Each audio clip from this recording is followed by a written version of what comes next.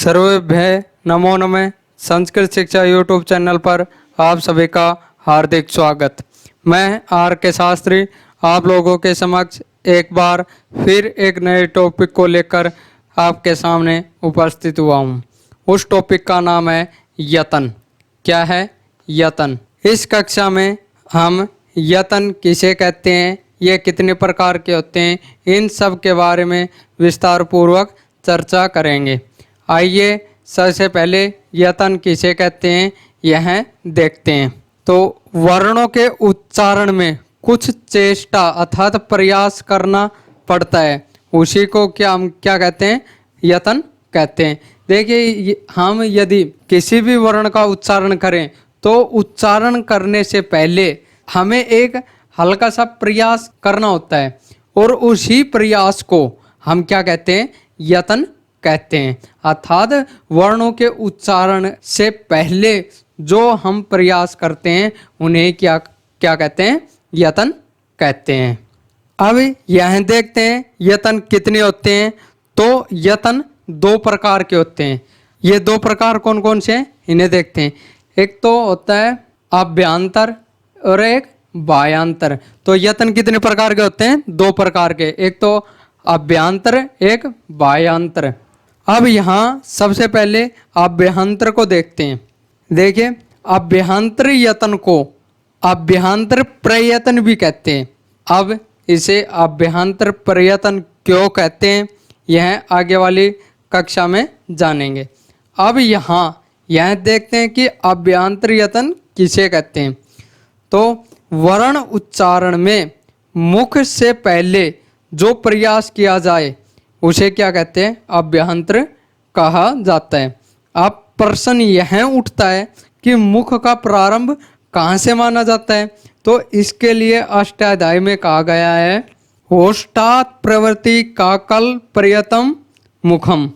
अर्थात जो मुख है, मुख से मतलब होष्ट, हमारे होठ से लेकर जो यवला होती है अर्थात जिन्हें हम देशी भाषा में कागला भी कहते हैं, तो होठ से लेकर यवला तक जो यह भाग होता है यह क्या कहलाता है? मुख कहलाता है। अब हम अभ्यांतर को एक उच्चारण स्थानों के माध्यम से समझने का प्रयास करेंगे। हमने पिछली कक्षा में पढ़ा था कि पाणिनि शिक्षा के अनुसार उच्चारण स्थान 8 होते हैं और सामान्यतः उच्चारण स्थान कितने होते हैं? 7 होते हैं। पाणिनि शिक्षा के अनुसार बात करें तो जो उरस उच्चारण स्थान है उससे लेकर और मुख से पहले जो वर्ण उच्चारण में जो प्रयास किया जाता है उसे ही हम क्या कहते हैं? अभ्यांतर यतन कहते हैं। अर्थात निष्कर्ष के तौर पर कहें तो जो उरस अर्थात हृदय से लेकर और मुख अर्थात जो यवला से पहले का जो प्रयास करते हैं उसी को हम क्या कहते हैं? अभ्यांतर कहते हैं। अब अभ्यांतर को केवल उच्चारण करने वाला ही अनुभव कर सकता है। अब यह देखते हैं कि अभ्यांतर कितने होते हैं। तो अभ्यांतर यतन 5 प्रकार के होते हैं। आइए अब इनको देखते हैं कौन कौन से होते हैं। तो सर्वप्रथम जो अभ्यांतर आता है वह आता है, तो पहला आता है स्पष्ट, दूसरा आता है ईषद स्पष्ट, ईषद विवृत, विवृत और संवृत। ये 5 प्रकार के अभ्यांतर होते हैं। कौन कौन से? स्पष्ट, ईषद स्पष्ट, ईषद विवृत, विवृत और संवृत। ये 5 प्रकार के अभ्यांतर होते हैं। अब यह देखते हैं कि इन जो 5 प्रकार के अभ्यांतर होते हैं किस किस वर्णों का ग्रहण किया जाएगा। तो सबसे पहले हम देखते हैं स्पष्ट अभ्यांतर में। इसमें जो स्पर्श वर्ण आते हैं, कौन से? जो स्पर्शी वर्ण 25 आते हैं उनका ग्रहण किया जाएगा। अर्थात कैसे लेकर और मैं तक के सभी वर्णों का ग्रहण किया जाएगा। किसमें? स्पष्ट में। अब आगे जो ईषद स्पष्ट में किन किन वर्णों का ग्रहण किया जाएगा, तो इसमें 4 वर्णों का ग्रहण किया जाएगा। किस किस का? यह वह र ल, अर्थात यण का ग्रहण किया जाएगा। किसके? वह र, यह वह र ल, इन 4 वर्णों का ग्रहण किया जाएगा। अर्थात यण प्रत्याहारों का ग्रहण किया जाएगा। ईषद विवर्त में किन किन वर्णों का ग्रहण किया जाएगा? ईषद विवर्त में जो ऊष्मीय वर्ण होते हैं उनका ग्रहण किया जाएगा। अब ऊष्मीय वर्ण कौन कौन से होते हैं? से, श, से और है। इन वर्णों का अर्थात सल प्रत्याहारों का इसमें ग्रहण किया जाएगा। और विवर्त में सभी स्वर अर्थात जो 13 जो स्वर माने गए हैं संस्कृत में उन सभी का ग्रहण विवर्त में माना जाएगा। और संवृत में हम केवल ह्रस्व ए का ग्रहण किया जाएगा। विवृत में तो क्या होता है, जो आज के जो भेद थे उन भेद सहितों का ग्रहण किया जाएगा। और संवृत में केवल इनके भेदों को ग्रहण नहीं किया जाएगा, केवल एक का ह्रस्व जो ह्रस्व होता है उसी का ग्रहण किया जाएगा।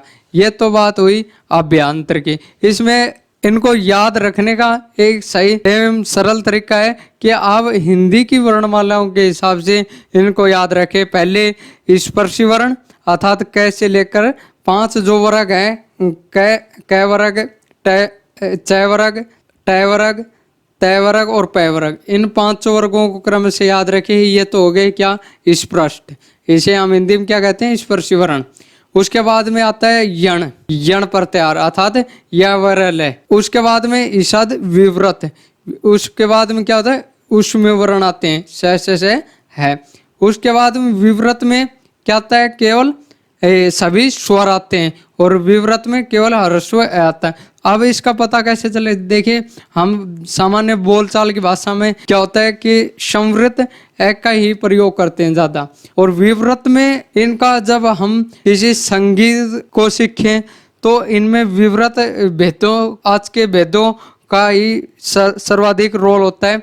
तो जब हम सामान्यतः भाषा में बात करते हैं तो हम केवल किसका प्रयोग करते हैं? संवृत एक का ही प्रयोग करते हैं, उनके भेदों का प्रयोग नहीं करते। लेकिन जब हम संगीत को ग्रहण करते हैं तो या सुनते हैं तो जो गायन करता है वह विवृत स्वरों का प्रयोग करता है। अब हम देखते हैं अभ्यांतर।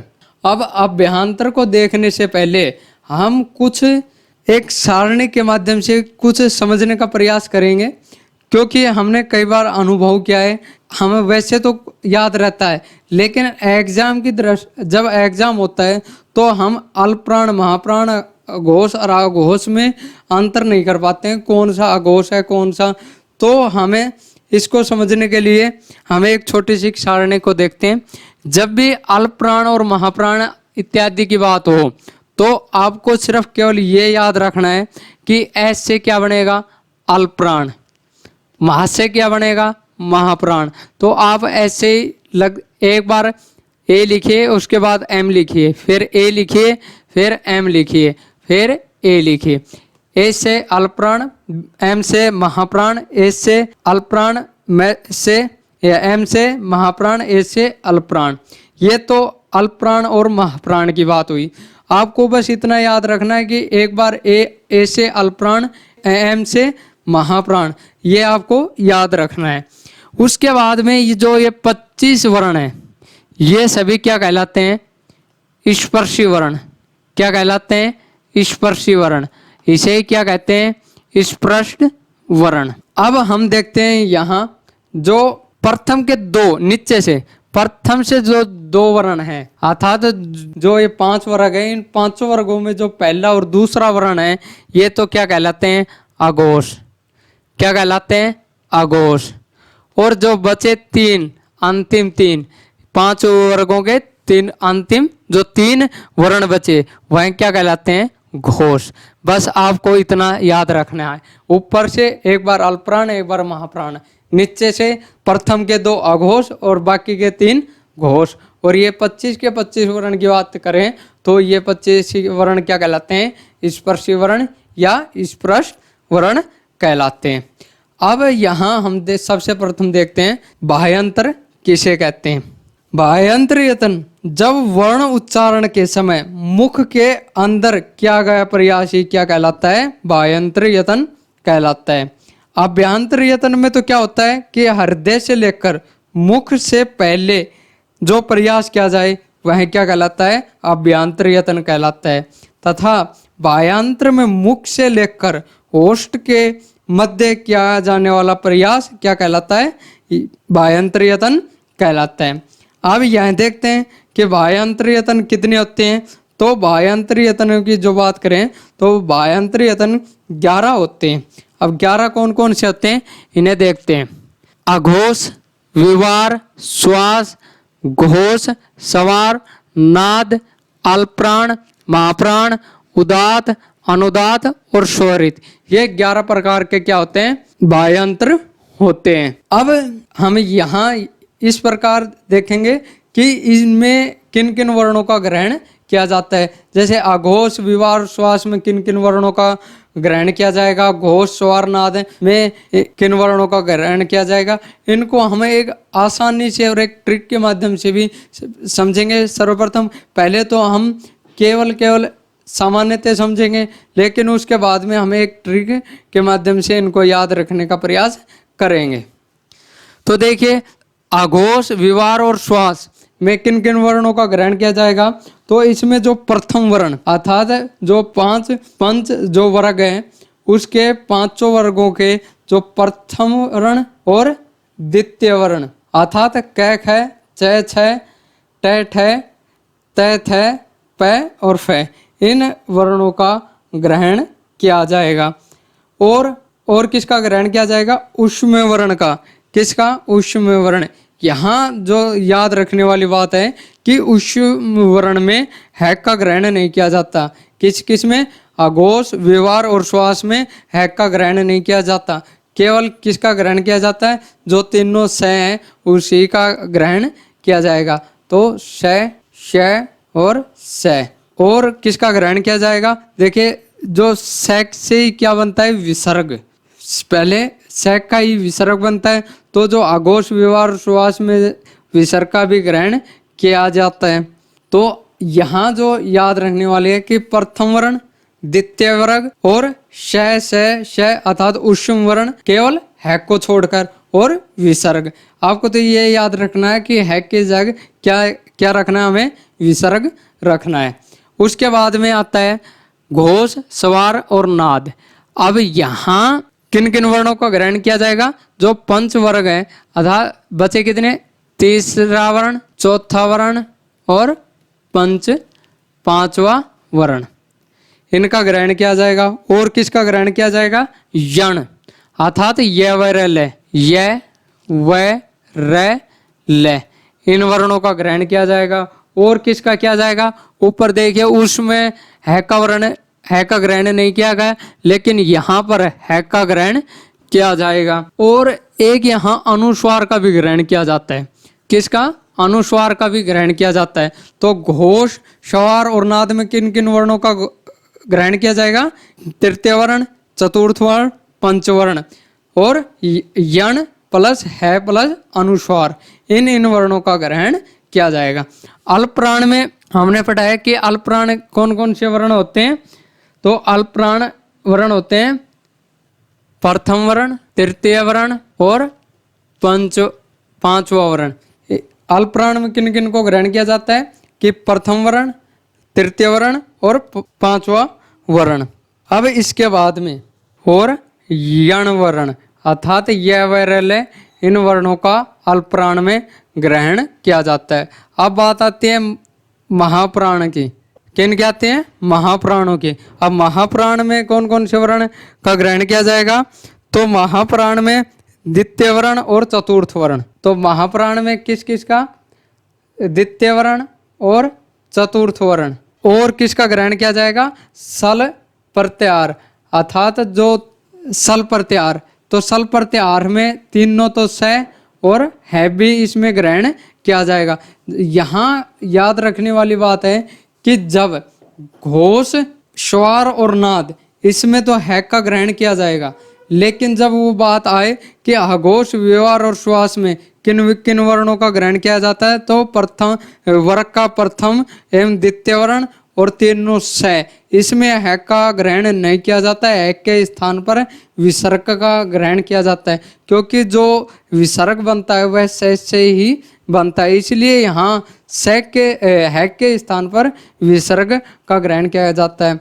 तो जब बात ये आए कि महाप्राण में किन किन वर्णों का ग्रहण किया जाएगा, तो याद रखने वाली बात है कि वर्ग का द्वितीय एवं चतुर्थ वर्ण और प्लस में सल प्रत्याहार, और सल प्रत्याहार में कौन कौन से वर्ण आते हैं, तीनों तो से आते हैं, और हैक का भी सल प्रत्याहार में ग्रहण किया जाता है।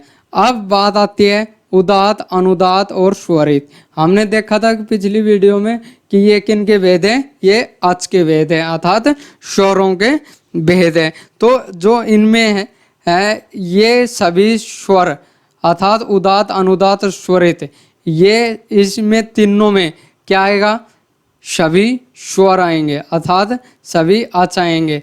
कितने, 13 के 13 स्वर यहाँ पर आएंगे, उदात, अनुदात और स्वरित। अब देखिए, अब हम यहाँ इनको एक ट्रिक के माध्यम से समझने का प्रयास करेंगे कि आपको सिर्फ क्या याद रखना है, एक तो घोष, एक अघोष, अल्पप्राण, महाप्राण, आपको ये 4 ही शब्द आपको याद रखने हैं।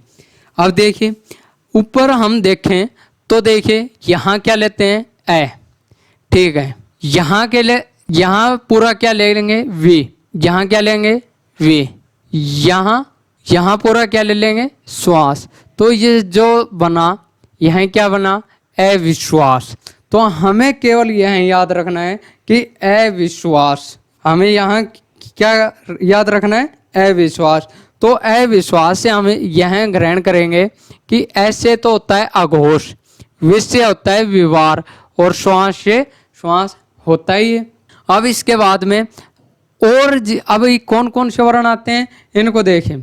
अब यहाँ याद रखिए, इन सभी वर्णों को याद न रखकर आप सिर्फ एक शब्द ही याद रखें, खर प्रत्याहार।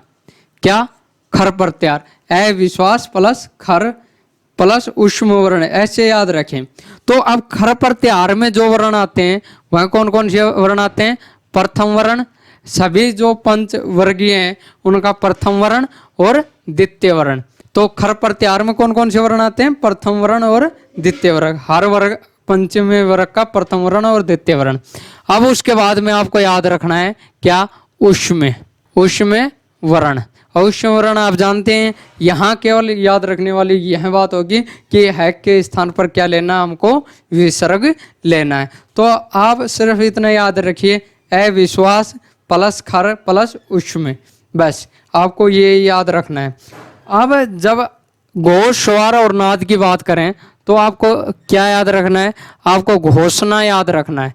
क्या याद रखना है, घोषणा। अब देखिए घोष से क्या बन जाएगा, घोष, श से क्या बन जाएगा स्वर, और ना से क्या बन जाएगा, नाद। अर्थात घोषणा से हमें याद रखना है घोष, स्वर और नाद। अब इनको हम क्या करेंगे कि तृतीय वर्ण प्लस चतुर्थ वर्ण प्लस पंचम वर्ण और यण प्लस है प्लस अनुस्वार, इनको इन वर्णों का ग्रहण किया जाएगा। अब देखते हैं अल्पप्राण। अल्पप्राण में एक बार अल्पप्राण, दूसरी बार महाप्राण, फिर अल्पप्राण, महाप्राण, अल्पप्राण। तो 1, 3, 5 और यण प्रत्याहार, इनको किस में ग्रहण करेंगे, अल्प प्रत्याहार में, और महाप्राण में द्वितीय वर्ण और चतुर्थ वर्ण प्लस सल प्रत्याहार। इसमें याद रखना है स में हैक का भी ग्रहण किया जाएगा। तो महाप्राण में ये, और उदात, अनुदात ये किसके भाग हैं, स्वर के, इसलिए यहाँ स्वरों के पूर्णतः संपूर्ण भेद यहाँ लिए जाएंगे। तो मैं आशा करता हूँ कि आपको यतन अच्छी तरह से समझ में आ गया होगा। अब इसमें जो क्वेश्चन क्या क्या नए बन सकते हैं और किस प्रकार बन सकते हैं, इसके लिए हम यहाँ इस वीडियो के बाद में एक टेस्ट सीरीज रखेंगे, केवल वो यतन टॉपिक पर आधारित होगी। जितने भी इस टॉपिक में से जो प्रश्न बनेंगे हम अगले वीडियो में आपके सामने लेकर आएंगे। धन्यवाद।